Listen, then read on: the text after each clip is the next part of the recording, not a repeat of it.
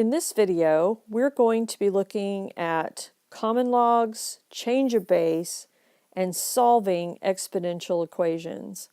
I included a little thing here on John Napier.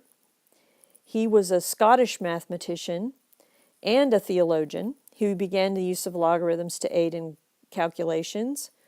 He also was one of the first to use the decimal.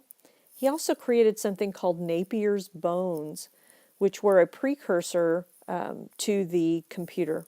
Anyway, he's kind of famous. Common logs, base 10 logarithmic functions, are used in many applications. So many, in fact, that it got its own button on the calculator. But I also wanted to talk a little bit about some of the common logs that should make sense to you. So, for instance, if you have 10 to the 0, 10 to the 0 is going to equal 1, right? So log base 10 of 1 is going to equal 0. So the log of 1 is 0. Because 10 to the first is equal to 10, log 10 is going to equal 1. So remember that once again that a log is equal to its exponent. So then log base 10 of m is just going to equal m, or its exponent. Okay, so this is y. So this means this. So these are kind of important to do. And I don't know that you have to memorize them. I think once you understand the properties of logs, they'll come naturally. But this is usually the first time you've seen it. Okay, so I had fun finding these. I Googled these and I found some of them. These are just some of the keys on your calculator. You know how to quit, you know, second, mode, alpha. The link is used then when you want to link to another calculator. Insert and delete. Here are your variables. This is X. Usually we use X here. Stow, catalog, A and S, answer, and then the memory key, the program key, and then the clear key. But here are the keys that we're going to use in logarithms. Log is the common log, and you know that because right above it, it says 10 to the x. So log is base 10. The natural log, you can see it has e to the x above it. E, we'll talk about e later on, but that's called the natural log. And then exponentiation, that's the one that pi is above it, but this is the caret symbol. And then e, there's another button for e over here above the divide. Okay, so before we solved exponential functions just by rewriting them and using the one-to-one property, which of course only happens in certain cases when you can write both numbers as the same base. But on this number right here, we have 4 to the x equals 19. Well, 19 is not 4 to some power, so we'll have to use a different way of solving equations using logarithms. All right, so the original equation, and I've got some kind of help over here so you can write down what we did. 4 to the x is 19, that's the original equation. The property of equality for logarithmic functions would be log 4, I'm going to log both sides.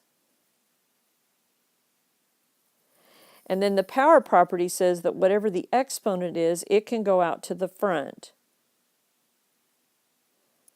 Like this.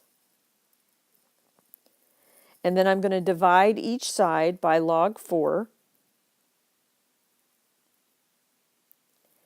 And then use a calculator, that's just one, to determine log 19 over log 4. And that's over just means divide.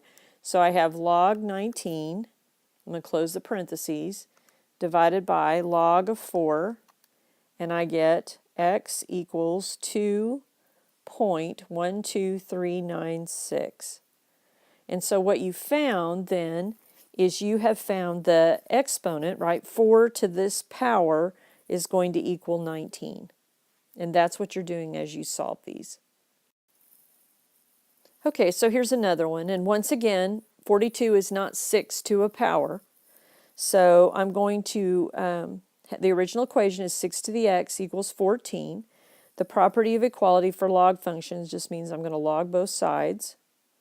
So log of 6 to the x equals log of 42. The power property says bring this exponent out. So x log 6 equals log of 42. divide both sides by log 6, so x equals log 42 over log 6, and then I want you to find a calculator and figure out what that is. Be sure that when you put that in your calculator, because when you put log in, it automatically puts a parenthesis like this. Be sure and close it off before you type in the rest. Because otherwise what it'll do is it'll just include all of this inside the parentheses and you'll get a mess. Okay, so the last thing I want to go over on here is this concept of change of base. It's not so much true with the calculators today, but it used to be that you would have to convert everything to base 10 before you could use the calculator to determine the logs. That's not really true anymore. With the latest update to the graphing calculator, you can put in logs of any base and any number. So that's not really a big deal. But since it's so easy to do, I'm going to go ahead and show you how to do change of base. So we're seeing here on this first one that I have log to the base 3 of 7. And what this says is, whatever this is, log to the base a of n, I'm going to take log to the base b of n over log to the base b of a. So for instance, if I've got this example right here, I would do log 10 over log 3. So here I would do log 7 over log 3. And here I would do log 5 over log 2. So this is pretty easy, but what you're doing is you're converting, these are both in base 10, or the common log, which is the button on your calculator. So it's real simple just to do log of 7,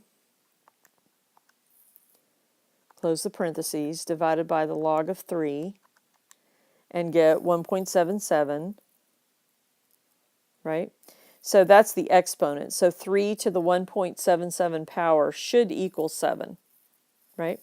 And then the same thing here. If I have log 5 divided by log 2, then I would get 2.321928. So once again, because this would be equal to the exponent, right? So 2 to this power would equal 5. And so that's how this goes. So we're going to practice this a lot in class. So I hope you've watched and taken good notes, and I will see you in class.